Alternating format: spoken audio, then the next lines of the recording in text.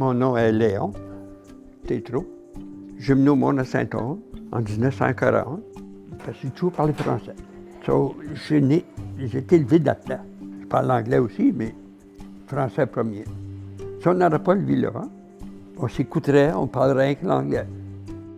On est unique au Manitoba en étant 100% francophone.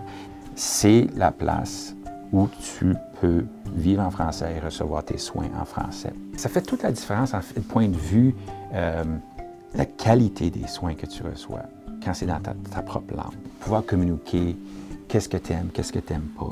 Quand on ne parle pas ta langue, c'est difficile. En ce moment, je passe beaucoup de temps à faire des recherches sur l'accès aux soins de santé pour les personnes francophones vivant en situation minoritaire. Une personne sur 5 n'ira même pas demander des services parce que de cette gêne, de cette barrière linguistique, on sent qu'on ne sera pas bien compris, qu'on ne va pas être pris en charge de manière acceptable. Je m'étais aperçu en allant voir des médecins anglophones, en visitant. Ma mère et mon père disaient toujours oui à tout ce que le médecin disait, puis ensuite me demandaient qu'est-ce qu'il a dit au juste. Et évidemment, moi, n'étant pas médecin, il y a peut-être des détails importants que je pourrais manquer. Ici, à la Villa Youville, les soins sont en français. Donc, mes parents ne sont pas gênés de s'exprimer en français. Ça me permet de dormir sur mes deux oreilles. Pas juste de bons soins, mais de pouvoir les accompagner, de pouvoir jaser avec eux.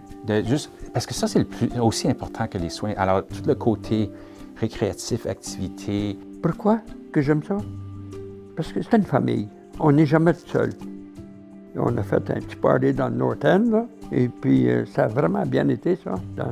Manger ensemble, puis rire, puis avoir du plaisir.